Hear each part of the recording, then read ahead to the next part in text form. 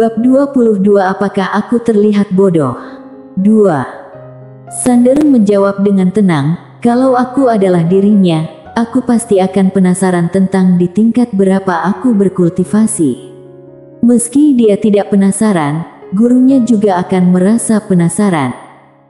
Sejak hari itu, Sander selalu langsung berteleportasi dari tingkat 7 ke tingkat 8, kemudian berteleportasi dari tingkat 8 ke tingkat 9, terakhir kembali dengan jalan yang sama. Dia berbuat demikian untuk berwaspada. Dia tidak takut pada Ronald, melainkan takut Ronald akan menyerah tentang arena penentu hidup setelah mengetahui kekuatannya yang sesungguhnya. Pagoda kecil mendadak berkata, tidak ada salahnya berhati-hati, pertahankan terus. Sander berkata dengan pelan, masih ada 3 hari. Pada kenyataannya, dia tidak ingin menunggu untuk sedetik pun. Namun, dia tidak bisa berbuat apa-apa, dirinya yang sekarang masih belum memiliki kemampuan untuk mengabaikan akademi. Selain itu, dia ingin membuat masalah untuk Ella. Oleh karena itu, dia hanya bisa menunggu. Pada saat ini, Gary tiba-tiba berjalan keluar. Dia menatap Sander sekilas, lalu tersenyum lebar dan berkata, aku juga berhasil. Selama beberapa waktu ini, Gary juga terus menantang raksasa itu setiap hari. Pada hari ini, tantangannya akhirnya sukses.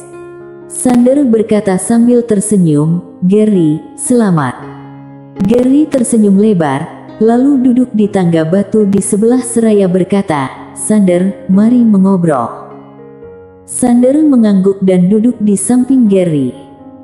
Gary berkata dengan suara rendah, selama beberapa waktu ini, perasaanku yang terdalam adalah ketakutan. Ketika pertama kali melihat raksasa, aku hanya memiliki satu perasaan, yakni rasa takut. Di hatiku yang terdalam, aku merasa raksasa itu tidak bisa dikalahkan. Karena berpemikiran seperti ini, aku bahkan tidak punya keberanian untuk bertarung dengannya. Sambil berbicara, dia menoleh untuk menatap Sander dan berkata, sejujurnya, aku harus berterima kasih kepadamu. Hari itu, kalau bukan karena kamu mengajakku bekerja sama untuk bertarung dengan raksasa itu, sekarang aku mungkin masih tenggelam dalam ketakutan dan tidak bisa keluar darinya. Sander berkata sambil tersenyum, hari itu, ketika aku melawannya seorang diri, aku juga ketakutan. Aku sama sekali tidak berani untuk bertarung dengannya. Kalau bukan karena kamu, aku juga akan memilih untuk kabur. Gary tertawa keras, lalu berkata, Sander, kamu sungguh menarik. Kupikir kamu cocok untuk menjadi murid utama akademi. Aku akan terima kalau kamu menjadi murid utama. Sander berkata sambil menatap Gary, dari yang ku ketahui, kamu adalah murid inti ketua akademi. Kamu yang seharusnya menjadi murid utama. Gary menggeleng dan berkata, aku tidak tertarik. Sander bertanya dengan tidak mengerti, kenapa?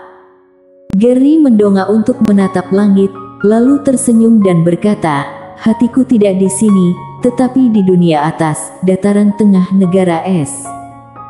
Sander sedikit mengerutkan alisnya seraya bertanya, dataran tengah negara es. Gary mengangguk dan berkata, di atas dunia atas adalah dataran tengah negara es. Di bawah pengendalian dataran tengah negara es, terdapat ribuan dunia dengan ukuran besar hingga kecil. Sementara itu, tujuan terakhir dari para jenius di dunia ini adalah dataran tengah negara es. Di sana ada banyak keluarga bangsawan yang berdiri, puluhan ribu klan bersaing, orang-orang berbakat yang tidak terhitung jumlahnya bermunculan, benar-benar penuh dengan orang kuat. Setelah berkata demikian, dia berkata sambil menatap Sander, kita termasuk bakat yang luar biasa di negara N yang kecil ini, tetapi saat berada di tempat itu, kita sungguh hanya bisa disebut sebagai biasa. Berbicara sampai sini, dia menghela napas dan berkata sambil menggeleng, faktanya, masih ada tempat yang lebih menyeramkan, yaitu markas utama Akademi Guanxuan di alam semesta Guanxuan kecil. Tujuan akhir orang-orang berbakat dari akademi di semua dunia adalah pergi ke sana. Sayangnya, sangat sulit bagi kita untuk pergi ke tempat itu, begitu sulit sampai membuat orang merasa putus asa. Xander terdiam. Dunia sangat luas, negara N sangat kecil, dirinya bahkan lebih kecil lagi.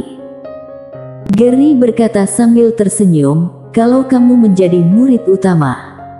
Xander mendadak menggeleng dan berkata, aku juga tidak berminat. Gary pun tertegun. Xander berkata sambil tersenyum, di kemudian hari, aku pasti akan menjadi terkenal di dataran tengah negara S, pasti akan pergi ke markas utama Akademi Guanxuan untuk bersaing dengan para jenius yang tidak terhitung jumlahnya. Gary tertegun sejenak, lalu tertawa keras sebelum berkata, ambisi yang bagus. Sial, aku juga mau menjadi terkenal di dataran tengah negara S. Aku juga mau bersaing dengan para jenius yang tidak terhitung jumlahnya. Xander tersenyum, lalu berdiri dan melambaikan tangannya. Aku pergi membaca buku, sampai jumpa. Setelah Xander pergi, Gary juga beranjak untuk pergi. Saat baru berjalan beberapa langkah, seorang pria tiba-tiba muncul di hadapan Gary.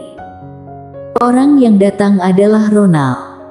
Gary tertegun ketika melihat Ronald. Kamu siapa? Ronald menangkupkan tangannya, lalu berkata sembari tersenyum, Gary, aku adalah Ronald dari keluarga Nan. Ronald Nan.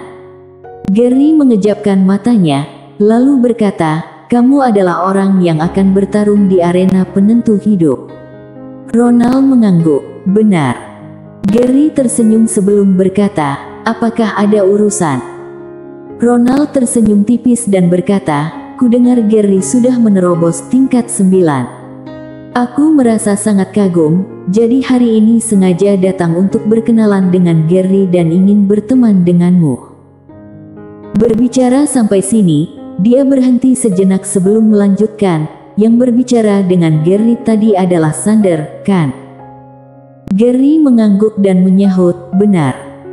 Ronald berkata dengan suara rendah, Gary harus berwaspada terhadap Xander. Gary mengerutkan alisnya dan bertanya, kenapa? Ronald berkata dengan ekspresi kelam, dia sangat kejam, juga sangat licik. Dia suka memfitnah dan menjebak orang lain. Yang terpenting adalah aku pernah mendengar bahwa dia merasa tidak puas terhadap kamu dan ingin merebut posisi murid utama. Gary mendadak mengangkat satu kakinya dengan kecepatan yang sangat tinggi sehingga perut Ronald sudah tertendang sebelum dia bisa bereaksi. Bang! Ronald langsung terpental hingga jarak puluhan meter. Dia pun tercengang. Gary memandangi Ronald dengan dingin dan berkata, aku tidak membenci orang yang jahat, juga tidak membenci orang yang berlagak cerdas. Tetapi, aku membenci orang yang menganggapku bodoh. Kamu ingin aku berkonflik dengan Xander dan menyuruhku melawan Xander. Aku sungguh tidak paham. Apakah aku tampak seperti idiot? Ronald tidak bisa berkata-kata. Gary menggeleng seraya berkata, aku awalnya ingin menghajarmu lagi, tetapi setelah dipikir-pikir, orang sepertimu tidak pantas untuk membuatku turun tangan. Selesai berkata demikian, dia menepuk debu di bokongnya, kemudian berbalik untuk pergi. Raut wajah Ronald yang berdiri di tempat semula tampak sangat muram. Pada malam 2 hari kemudian, Xander duduk bersandar di tangga batu di depan aula, dengan kedua tangan di belakang kepala dan melihat ke langit berbintang. Malam ini adalah bulan purnama, bintang-bintang yang tidak terhitung jumlahnya mengelilingi bulan. Saat memandangi langit berbintang ini, hati Xander penuh dengan perasaan mendambakan. Sayangnya, dia masih belum mampu terbang dengan pedang ke kedalaman langit berbintang. Kekuatannya tidak mencukupi. Pada saat ini, angin semilir yang wangi bertiup kemari. Ella duduk di sisi Xander, lalu berkata sambil menatap langit berbintang, "Besok adalah pertandingan di arena penentu hidup, apakah kamu merasa percaya diri?" Sander menyahut sembari tersenyum, "Tentu saja." Ella berkata, "Jangan meremehkan lawan." Sander menganggukkan kepalanya. "Aku paham." Ella mendadak berkata, "Setelah masalah kali ini berakhir, kita harus bersiap-siap untuk berangkat ke dunia atas." Sander menoleh dan menatap Ella sembari bertanya, "Dunia atas?" Ella mengangguk. "Ujian bela diri yang diadakan 10 tahun sekali akan dilaksanakan 3 bulan kemudian. Kita harus berangkat lebih awal ke dunia atas."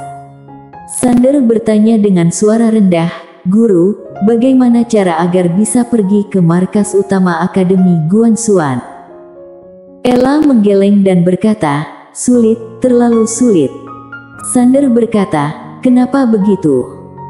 Ella berkata sambil tersenyum, "Di alam semesta yang luas ini, terdapat banyak cabang Akademi Guanxuan.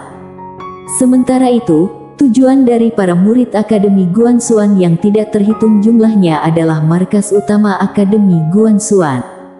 Jika ingin pergi ke markas utama, seseorang harus terus bertarung untuk mengalahkan para jenius dan murid berbakat dari seluruh cabang akademi."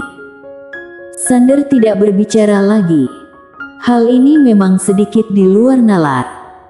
Ella berkata sambil tersenyum, "Aku tahu kamu tidak rela menjadi manusia biasa. Tetapi, jangan pikirkan masalah markas utama akademi dulu untuk sekarang. Jalani setiap langkah saat ini dengan baik." Sander mengangguk dan menjawab, "Aku paham." Ella mendadak merentangkan telapak tangannya, sebuah sirah berwarna emas muncul di hadapan Sander. Sander seketika tertegun. Ella berkata, "Ini adalah zirah tingkat langit, satu-satunya zirah milikku, kupinjamkan kepadamu untuk sehari." Sander meliriknya sekilas. Zirah itu masih memancarkan wangi tubuh yang samar. Namun, dia menggeleng dan berkata, "Guru, tidak perlu." Ella berkata sembari menatap Sander, "Sudah kuberi tahu untuk tidak boleh meremehkan lawan, kan?" Sander tersenyum getir. "Aku." Ella meletakkan zirah tersebut di tangan Sander, kemudian beranjak untuk pergi. "Aku akan melihat penampilanmu besok." Setelah berkata demikian, Ella menghilang di kejauhan. Di tempat semula, Sander terdiam sambil menatap zirah di tangannya.